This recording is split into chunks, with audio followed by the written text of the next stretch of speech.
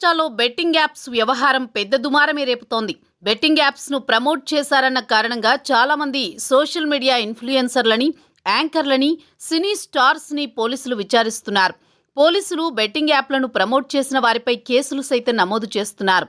అటుపోయి ఇటుపోయి ఈ కేసులు అల్లు అరవింద్ కూడా ఇరుక్కునేలా ఉన్నారనే టాక్ టాలీవుడ్ ని కుదిపేస్తోంది. ఓవైపు ఈ కేసును రేవంత్ రెడ్డి ప్రభుత్వం సీరియస్ గా తీసుకోగా, మరోవైపు టాలీవుడ్ ప్రముఖులు ఒక్కొక్కరుగా బెట్టింగ్ చిక్కుల్లో దొరికిపోతుండడం హాట్ టాపిక్ గా మారింది. బెట్టింగ్ యాప్ల ద్వారా లక్షలకు లక్షలు పోగొట్టుకుని అప్పుల పాలై చివరకు ఆత్మహత్యలు చేసుకుంటున్న ఘటనలు రోజూ ఏదో మూలా తెలుగు రాష్ట్రాల్లో కనిపిస్తూనే ఉన్నాయి. అందుకే రేవంత్ సర్కార్ యాప్ల నిర్వాహకులు, ప్రమోటర్స్, బ్రాండ్ అంబాసిడర్స్ పై పెద్ద ఎత్తున కేసులకు ఉపక్రమించింది. బెట్టింగ్ యాప్ల ప్రచారం వ్యవహారంలో పోలీసుల దర్యాప్తు ముమ్మరంగా సాగుతోంది. మియాపూర్ పోలీస్ స్టేషన్లో 25 మంది సినీ, టీవీ నటులు, యూట్యూబర్లపై కేసులు నమోదు చేసింది. పంజాగుట్ట పోలీస్ స్టేషన్లో నమోదైన మరో కేసులో 11 మంది ఉండగా, వారిలో 8 మంది మియాపూర్ కేసులోని వారేనని పోలీసులు తెలిపారు. అయితే మియాపూర్ కేసులో పలువురు సినీ ప్రముఖులు ఉండడంతో అన్ని న్యాయపరమైన అంశాలను నిశితంగా పరిశీలిస్తున్నారు పోలీసులు. సినీ నటులతో బెట్టింగ్ యాప్ల అగ్రిమెంట్లపై ఇప్పటికే దాదాపు 15 బెట్టింగ్ యాప్ సంస్థలను గుర్తించారు. ఇప్పటి వరకు టేస్టీ తేజ, కానిస్టేబుల్ కిరణ్ గౌడ్, విష్ణుప్రియ, రీతు చౌదరి విచారణకు హాజరయ్యారు. మిగతా వారు అజ్ఞాతంలోకి వెళ్లినట్టు సమాచారం. ఈ నేపథ్యంలోనే వారికి సంబంధించిన వివరాలను పోలీసులు సేకరిస్తున్నారు. ఇక్కడ మరో ట్విస్ట్ ఏంటంటే, చిన్నాచితిక యాక్టర్లు, యాంకర్లు, ఇన్ఫ్లుయెన్సర్లే కాదు, ఈ కేసులో బడా హీరోలు, నిర్మాతలు కూడా ఉన్నట్టు పోలీసులు గుర్తించారు. తాజాగా ఈ వ్యవహారంలో నందమూరి బాలకృష్ణ పేరు తెరపైకి రావడం టాలీవుడ్లో కలకలం రేపుతోంది. బాలయ్య హోస్ట్ చేస్తోన్న అన్స్టాపబుల్ షోలో బెట్టింగ్ యాప్ ప్రచారం చేశారనే ఆరోపణలు ప్రస్తుతం పెను సంచలనంగా మారాయి. ఆహా ఓటీటీ యాప్లో బాలయ్య బాబు హోస్టుగా చేస్తున్న అన్స్టాపబుల్ షోలో వచ్చిన ఓ బెట్టింగ్ యాప్ను చూసి దాన్ని డౌన్లోడ్ చేసుకుని 80 లక్షలు పోగొట్టుకున్నానంటూ నెల్లూరుకు చెందిన శ్రీరామ్ బాబు అనే బాధితుడు తాజాగా మీడియా ముందుకు వచ్చాడు.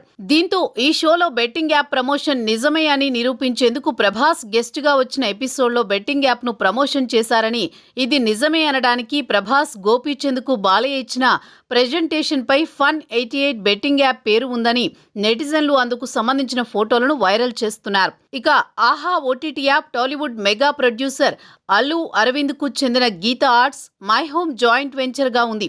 ఈ యాప్ అల్లు అర్జున్ కూతురు అర్హా పేరుతో Arha media and broadcasting private లిమిటెడ్తో నమోదై ఉండడంతో ఈ కేసు అల్లు ఫ్యామిలీ పీకకు చుట్టుకోవడం ఖాయంగా కనిపిస్తోంది.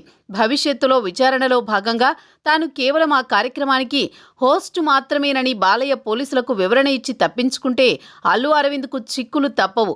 ఇప్పటికే పుష్ప 2 మూవీ బెనిఫిట్ షోలో తొక్కిసలాట కారణంగా అల్లు అర్జున్ అరెస్ట్ అయి జైలుకు వెళ్లిన సంగతి తెలిసిందే. మళ్ళీ ఈ బెట్టింగ్ వ్యవహారం ముదిరితే అల్లు ఫ్యామిలీకి మరో భారీ షాక్ తప్పేలా లేదనే చర్చ సైతం జరుగుతోంది. ఈ వ్యవహారంలో టాలీవుడ్ బ్యాడ్ బాయ్ విజయ్ దేవరకొండ కూడా బుక్ అయ్యాడని సమాచారం. రమీ యాప్ ని ప్రమోట్ చేశారని విజయ్ దేవరకొండపై పోలీసులు నమోదు చేసిన కేసుతో ఆయన టీం స్పందించింది. రమ్మీ స్కిల్ బేస్డ్ గేమ్ అని గతంలో ఎన్నోసార్లు సుప్రీంకోర్టు తెలిపిందని, అన్ని అనుమతులు ఉన్న A23 అనే సంస్థకు విజయ్ అంబాసిడర్గా గతంలో పనిచేశారని, ఆ కాంట్రాక్ట్ ఇప్పుడు ముగిసిందని, విజయ్ కు ఆ సంస్థకు ఎలాంటి లావాదేవీలు ప్రస్తుతం లేవని స్పష్టం చేసింది. ఇదే సంస్థకు చెందిన రమ్మీ యాప్ను ప్రమోట్ చేసినందుకు ప్రకాష్ రాజ్పై కూడా కేసు నమోదైంది.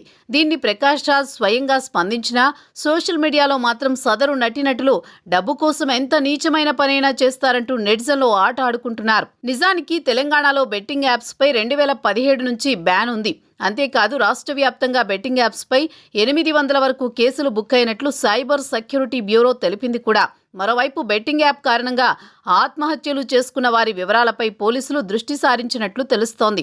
కొందరు తెలియక ప్రమోట్ చేశారని చెబుతుంటే, మరికొందరు తమకేం సంబంధం లేదని, ఆ కాంట్రాక్ట్లో తామిప్పుడు లేమంటూ చెప్పుకొస్తున్నారు. కానీ రేవంత్ రెడ్డి ప్రభుత్వం మాత్రం ఈ వ్యవహారాన్ని చాలా సీరియస్ గా తీసుకుని విచారిస్తోంది. ఈ లీగల్ ఫైట్లో మరి సినీ నటులు ఎలా బయటపడతారో వేచి చూడాలి.